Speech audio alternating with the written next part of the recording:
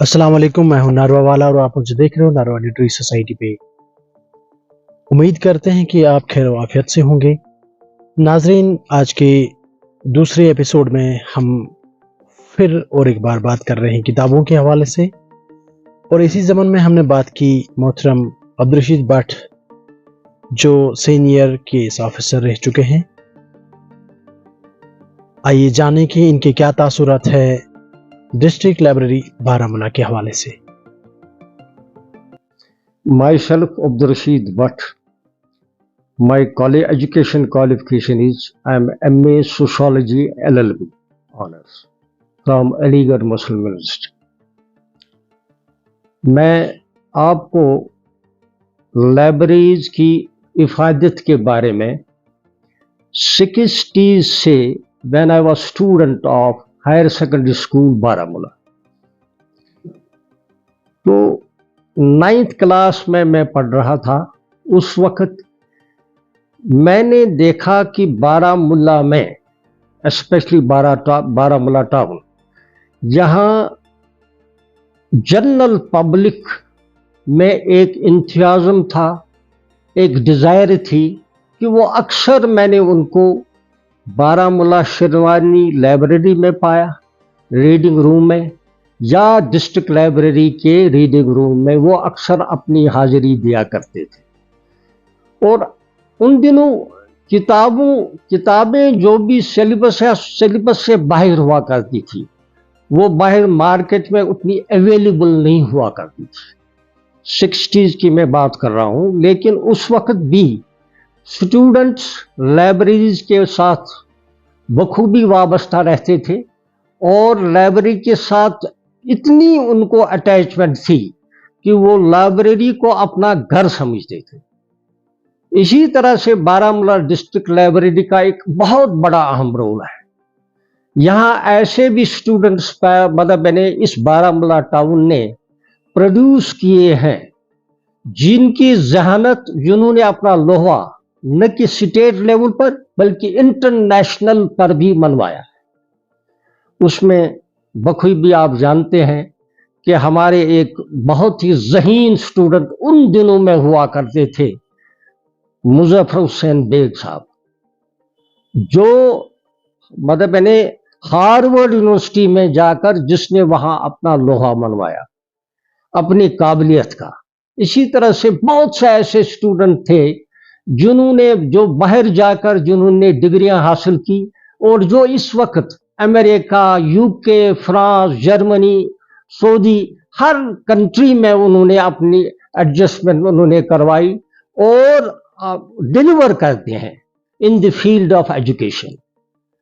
اور اسی طرح سے ایسے بھی اسٹوڈنٹ تھے جنہوں نے اپنی ذہانت کے بلبوتے پر ایک بہت اچھے استاد بھی بنے۔ ان میں اپنا ایک ذکر کروں گا۔ بارہمولہ ٹاؤن میں ایک بہت ہی ذہین استاد اور ایک غلام احمد راتھر صاحب تھے، جو پوسٹ گریجویٹ تھے اکنامکس میں، اور ہی ڈیلیورڈ۔ اور اس وقت بھی میں اس کے امپریشن لے کر، جس سبجیکٹ میں نے تھوڑی سی مہارت کی اکنامکس میں، پولیٹیکل سائنس میں، اور ہسٹری میں اور سوشالوجی میں، اور دوسرے سبجیکٹوں میں، لیکن اسی کی بدولت جو کچھ میں اس وقت ڈیلیور کر رہا ہوں اسی استاد نے مجھے سکھایا ہے، راتھر صاحب تھے۔ اور دوسرا ایک استاد جو ہم میں سے ابھرا، پروفیسر محمد رجب صوفی، جنہوں نے کافی کنٹریبیوشن دی ہے، especially in the field of economics and in the field of English. تو یہ یہاں میں نے دیکھا تھا جب ہم اس دور میں 70 کے دور میں 80 کے دور میں جب ہم جایا کرتے تھے شیروانی ہال میں یا ڈسٹرکٹ لائبریری میں، وہاں کوئی جگہ اویلیبل نہیں ہوتی تھی، پھر ٹرن وائز ہمیں باہر بیٹھنا پڑتا تھا تاکہ وہاں کہیں سیٹ خالی ہو جائے، پھر ہم اندر جاتے تھے کہ ریڈنگ روم میں۔ That was the situation here. اچھا، you can find it. General public کو اگر آپ دیکھیں گے بارہمولہ میں، general public if you will talk to a shopkeeper، تو you will find him that he is qualified man۔ آپ کو پوسٹ گریجویٹ شاپ کیپر یہاں मतलब मिलेगा। और उनके साथ जब इंसान बात करता है तो आदमी समझता है कि मैं किसी लर्न इंसान के साथ बात करता हूँ, एक ज़हीन आदमी के साथ बात करता हूँ। ये मतलब मैंने एक माहौल था बारामूला में। बारामूला में इवन जो भी बाहर से डिस्ट्रिक्ट ऑफिसर्स आया करते थे बारामूला में, पोस्टिंग जिनकी होती थी बारामूला में, वो भी मुंसलिक रहते थे डिस्ट्रिक्ट लाइब्रेरी बारामूला के साथ और शेरवानी लाइब्रेरी के साथ। तो ये एक इतना मतलब ने एक कंजीनियल एटमॉस्फेयर बना था, मतलब स्टडीइंग का, स्टडीइंग सेटअप का। तो वो चूंकि ये अगर इसकी कंटिन्यूटी रही बहुत देर तक, और इसमें एक बहुत बड़ी अलमिया ये था कि डिस्ट्रिक्ट लाइब्रेरी बाद में इधर कभी एक जगह इन्होंने शिफ्ट की, फिर दूसरी जगह शिफ्ट की, फिर कहीं यहाँ जहाँ इस वक्त डिस्ट्रिक्ट लाइब्रेरी का मतलब इन्होंने कायम कर रखी है वो चौथे मंजिल पर है। और पीपल आर मतलब मैंने वो एलिंग पीपल, हालांकि वो मैंने लाइब्रेरी पढ़ने के साथ बहुत शौक ज़ौक रखते हैं, लेकिन वो इस पोजीशन में नहीं है कि वो इस लाइब्रेरी में आ जाएं, 4 मंजिला क्रॉस करके ऊपर रीडिंग रूम में आए और पढ़े। लेकिन दैट इज द प्रॉब्लम, जो बहुत बड़ी जो बड़ा बड़ा मसला था यहाँ, जिसकी डर थी। लेकिन हाल ही में मुझे लगा कि गवर्नमेंट ने एक ऐसा अच्छा स्टेप उठाया है, तो वी अप्रिशिएट, और हमने इसकी अप्रिसिएशन की है सब मिलजुल कर। इवन द इंटेलेक्चुअल, यहाँ शायरों की काफ़ी तादाद है, मतलब जो राइटर्स यहाँ बहुत हैं बारामूला में, और इंटेलेक्चुअल्स हैं, इंटेलेक्चुअल क्लास है जो कंट्रीब्यूट करना चाहते हैं in the field of education. लेकिन उन्हें अगर ये मौके फराम होंगे, लाइब्रेरी की फराम मतलब लाइब्रेरी वेल इक्विप्ड लाइब्रेरी होगी with latest equipments, with latest technology, क्योंकि आजकल का दौर है जो है ये कंप्यूटर का दौर है। इसमें अगर वो सेक्शन ही इसमें मतलब मैंने रखा जाए ताकि वो फीडबैक भी करें यहाँ के लोगों को जो इस लाइब्रेरी का मेंबर बने, तो इस ज़मन में हमने काफ़ी ये चेंजेस आ रही हैं इस वक्त, जो डिस्ट्रिक्ट मतलब एडमिनिस्ट्रेशन ने उठाया है या स्टेट गवर्नमेंट ने उठाया है कि उन्होंने बारामूला में एक बहुत अच्छी जगह करियाबा पार्क में उन्होंने इसकी दाग बेद डाली और बुनियाद डाली, और that library is under construction. अब मैं रीडर्स की बात कर रहा हूँ। यहाँ जो लोग हैं, चाहे आम लोग हैं, चाहे मतलब एजुकेशन के साथ वाबस्ता लोग हैं, एडमिनिस्ट्रेशन के साथ वाबस्ता लोग हैं, या स्टूडेंट्स हैं, वो बिल्कुल यानी दे आर आफ्टर इट कि कहीं ऐसा हमें ऐसा माहौल मिल जाए कि जिस तरह से पुराने वक्तों में मतलब स्टूडेंट्स एल्डर्स लाइब्रेरी में जाया करते थे और रीडिंग करते थे, इसी तरह से फिर से वही माहौल पैदा हो जाए बारामूला में, स्पेशली बारामूला टाउन में। और ये बहुत बड़ा स्टेप होगा गवर्नमेंट की तरफ से, ये बहुत बड़ा स्टेप होगा एडमिनिस्ट्रेशन की तरफ से, जिससे सारे लोग specially students, teachers, education field में जो वाबस्ता हैं, जो स्कॉलर्स हैं, जो किताबों के पीछे दौड़ते रहते हैं, वो मुस्तफीद हो जाए। अगर ये चीज़ होगा तो इससे काफ़ी मतलब फ़ायदा मिल सकता है, स्पेशली बारामूला टाउन को, क्योंकि यहाँ एजुकेशन का माहौल है बारामूला में। बारामूला में you will find even a layman, a carpenter, a mason, और किसी ट्रेड के साथ ताल्लुक रखता होगा, he too is to some extent educated.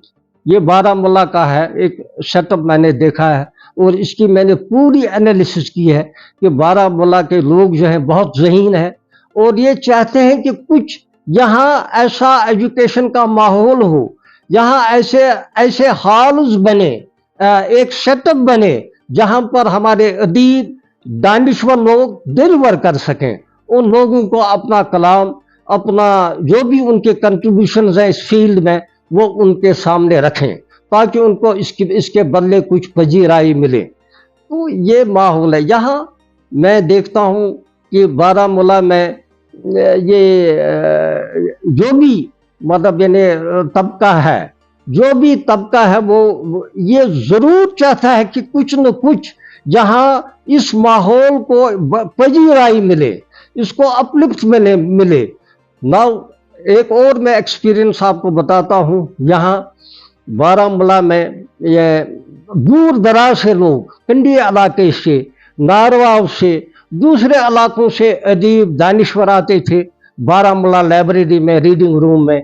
और इसी तरह से शेरवानी लाइब्रेरी हुआ करती थी, वहां पर भी दूर दराज जो गांव होते थे वहां से दिन भर के लिए अपने आप वो वहां से घर से निकलते थे सुबह, और शाम को फिर वापस जाते थे, लेकिन लाइब्रेरी में बिल्कुल हाजिरी देते थे और उस रीडिंग रूम में बैठते थे और जर्नल्स पढ़ते थे, रिसाले पढ़ते थे, अखबार पढ़ते थे, और किताबों और मेंबरशिप भी थी। मेंबरशिप काफी थी बारामूला डिस्ट्रिक्ट लाइब्रेरी की, राइट फ्रॉम 60 से, राइट फ्रॉम 60 से। और मेरे ख्याल में आज भी काफी होगी।